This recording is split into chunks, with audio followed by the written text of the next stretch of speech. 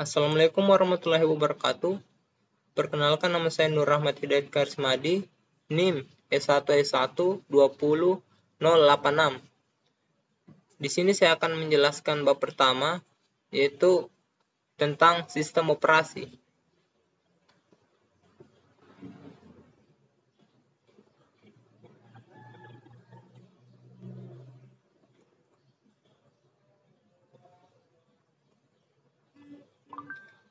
Perangkat lunak secara garis besar dibagi lagi menjadi dua, yaitu program aplikasi dan sistem operasi. Program aplikasi merupakan perangkat lunak yang dijalankan oleh para pengguna untuk mencapai tujuan tertentu. Umpama kita menjelajah internet dengan menggunakan suatu aplikasi browser atau mengedit sebuah berkas dengan aplikasi editor. Sedangkan sistem operasi dapat dikatakan merupakan sebuah perangkat lunak yang membungkus perangkat keras agar lebih mudah dimanfaatkan oleh para pengguna melalui program-program aplikasi tersebut. Sistem operasi berada di antara perangkat keras komputer dan perangkat aplikasinya. Namun bagaimana caranya menentukan secara pasti letak pembatasan antara perangkat keras komputer dan sistem operasi, dan terutama antara perangkat lunak aplikasi dan sistem operasi. Apakah Internet Explorer merupakan aplikasi atau bagian dari sistem operasi? Siapakah yang berhak menentukan perbatasan tersebut? Apakah para pengguna? Apakah perlu didiskusikan habis-habisan melalui milis? Apakah perlu diputuskan oleh sebuah pengadilan? Apakah perlu politisi sebaiknya mengajukan sebuah rencana undang-undang sistem operasi terlebih dahulu? Secara rinci, sistem operasi didefinisikan sebagai sebuah program yang mengatur perangkat keras komputer dengan menyediakan landasan untuk aplikasi yang berada di atasnya, serta bertindak sebagai penghubung antara para pengguna dengan para perangkat keras. Sistem operasi bertugas untuk mengendalikan kontrol serta mengkoordinasikan penggunaan perangkat keras untuk berbagai program aplikasi untuk bermacam-macam pengguna. Dengan demikian, sebuah sistem operasi bukan merupakan bagian dari perangkat keras komputer dan juga bukan merupakan bagian dari perangkat lunak aplikasi komputer, apalagi tentu bukan merupakan bagian dari para pengguna komputer.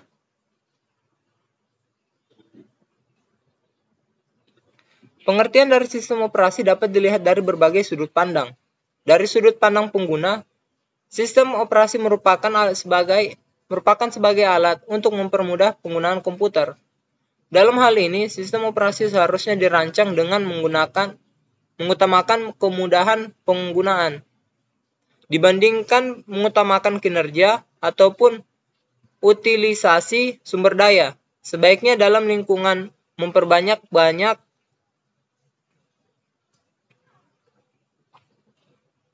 sistem operasi dapat dipandang sebagai alat untuk memaksimalkan penggunaan sumber daya komputer. Akan tetapi pada sejumlah komputer, sudut pandang pengguna dapat dikatakan hanya sedikit atau tidak ada sama sekali. Misalnya, embedded komputer. Pada peralatan rumah tangga seperti mesin cuci dan sebagainya mungkin saja memiliki lampu indikator untuk menunjukkan keadaan sekarang. Tetapi sistem operasi ini dirancang untuk bekerja tanpa campur tangan pengguna. Sejarah perkembangan. Arsitektur perangkat keras komputer tradisional terdiri dari 4 komponen utama, yaitu prosesor, memori penyimpanan, masukan, dan keluaran. Model tradisional tersebut sering dikenal dengan nama arsitektur von Neumann. Pada saat awal, komputer berukuran yang sangat besar sehingga komponen dapat memenuhi sebuah ruangan yang sangat besar. Sang pengguna menjadi programmer yang sekaligus merangkap menjadi operator komputer, juga bekerja di dalam ruangan tersebut. Walaupun berukuran besar, sistem tersebut dikategorikan sebagai komputer pribadi, PC. Siapa saja yang ingin melakukan komputasi harus memesan atau antri untuk mendapatkan alokasi waktu, rata-rata 30-120 menit. Jika ingin melakukan kompilasi Fortran, maka pengguna pertama kali akan meload kompilator Fortran yang diikuti dengan load program dan data. Hasil yang diperoleh biasanya berbentuk cetakan, printout. Timbul beberapa masalah pada sistem PC tersebut. Umpama, alokasi pesanan harus dilakukan di muka. Jika pekerjaan rampung sebelum rencana semula, maka sistem komputer menjadi idle atau tidak tergunakan. Sebaiknya jika pekerjaan rampung lebih lama dari rencana semula, para calon pengguna berikutnya harus menunggu hingga pekerjaan selesai. Selain itu, seorang pengguna kompilator Fortran akan beruntung jika pengguna sebelumnya juga menggunakan Fortran. Namun jika pengguna sebelumnya menggunakan COBOL, maka pengguna Fortran harus meload. Masalah ini ditanggulangi dengan menggabungkan para pengguna kompilator sejenis ke dalam suatu kelompok batch yang sama, medium. Semula yaitu punch card dikaiti dengan tape. Selanjutnya terjadi pemisahan tugas antara programmer dan operator. Para operator biasanya secara eksklusif menjadi penghuni ruang kaca seberang ruang komputer. Para programmer yang merupakan pengguna user mengakses komputer secara tidak langsung melalui bantuan para operator. Para pengguna mempersiapkan sebuah job yang terdiri dari program aplikasi, data masukan, serta beberapa perintah pengendali program. Medium yang lazim digunakan ialah kartu berlubang, punch card. Setiap kartu dapat menampung informasi suatu baris hingga 80 karakter set kartu job lengkap tersebut kemudian diserahkan kepada para operator.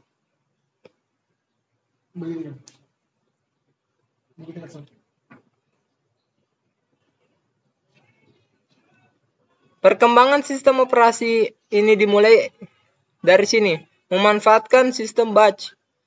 Bagan memori untuk sistem monitor batch sederhana, para operator mengumpulkan job-job yang mirip yang kemudian dijalankan secara berkelompok. Umpama job yang memerlukan kompilator, Fortran akan dikumpulkan ke dalam sebuah batch bersama dengan job-job lainnya yang juga memerlukan kompilator Fortran. Setelah sebuah kelompok job rampung, maka kelompok job berikutnya akan dijalankan secara otomatis. Bagan memori untuk model multi-program system. Sistem operasi job 1 sampai job 6. Pada perkembangan berikutnya diperkenalkan konsep multi-program system. Dengan sistem ini, job-job yang disimpan di memori utama di waktu yang sama dan CPU dipergunakan bergantian. Hal ini membutuhkan beberapa kemampuan tambahan yaitu penyediaan I/O rutin oleh sistem.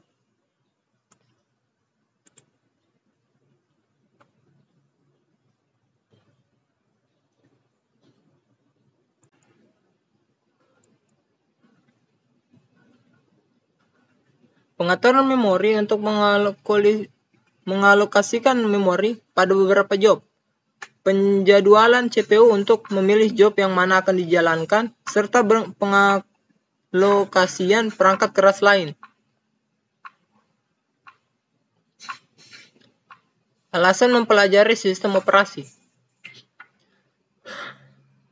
Setelah lebih dari 60 tahun sejarah perkomputeran, telah terjadi pergeseran yang signifikan dari peranan sebuah sistem operasi. Perhatikan tabel 1.1 perbandingan sistem dahulu dan sekarang. Berikut ini secara sepintas. Dahulu komputer utama mainframe. Sekarang komputer personal dalam sebuah jaringan. Yang dahulu memori dahulu beberapa MB bytes.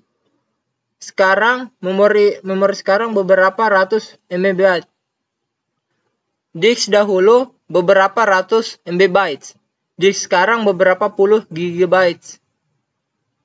Peraga dahulu yaitu terminal teks. Peraga sekarang grafik bersolusi tinggi. Arsitektur dahulu beragam arsitektur. Arsitektur sekarang dominasi keluarga i386. Sistem operasi dahulu beda sistem operasi untuk setiap arsitektur.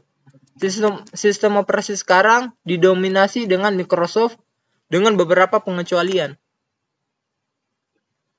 Hal yang paling terlihat pada kasat mata ialah perubahan pengecilan fisik yang luar biasa.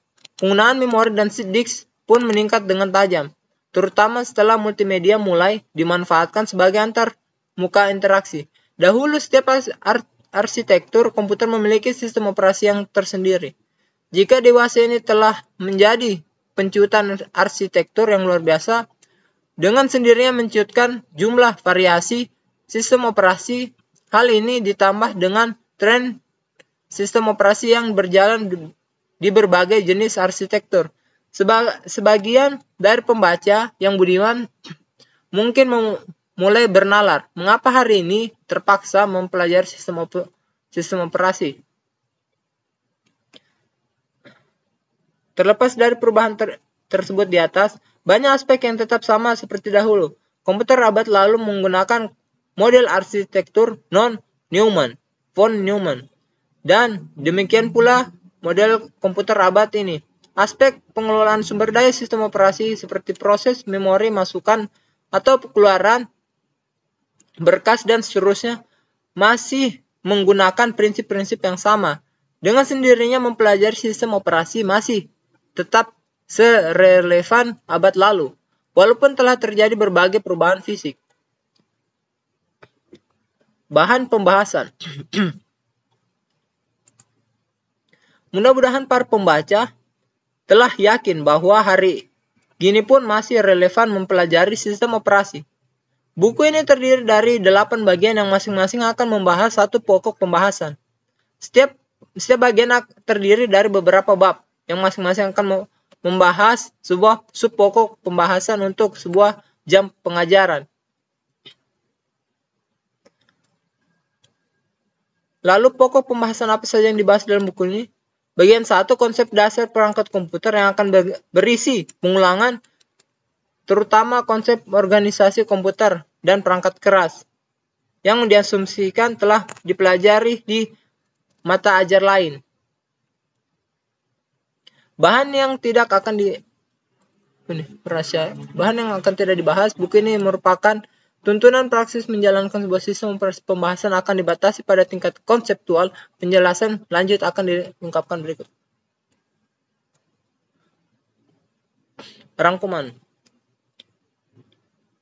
Sistem operasi telah berkembang selama lebih dari 40 tahun dengan 2 tujuan. Pertama, sistem operasi mencoba mengatur aktivitas-aktivitas komputasi untuk memastikan pendaya gunaan yang baik dari sistem komputasi tersebut. Kedua, menyediakan lingkungan yang nyaman untuk pengembangan dan jalankan dari program. Pada awalnya, sistem operasi digunakan dari depan konsol perangkat lunak seperti assembler, loader, linker, dan compiler, meningkatkan kenyamanan dari sistem pemrograman.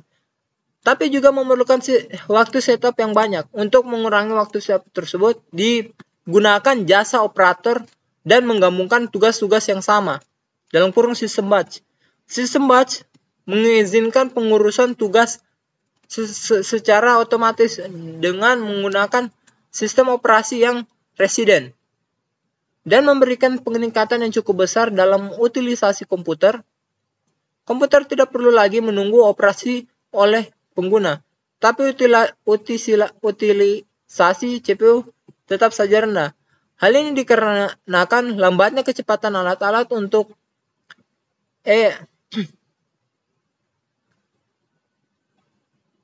dan MNK relatif terhadap kecepatan CPU. Operasi offline dari alat-alat yang lambat bertujuan menggunakan beberapa sistem reader to tape dan tape to printer untuk satu CPU. Untuk meningkatkan Keseluruhan kemampuan dari sistem komputer. Para developer mengenalkan konsep multi-programming. Sekian dari saya. Wassalamualaikum warahmatullahi wabarakatuh. Sekian dan terima kasih.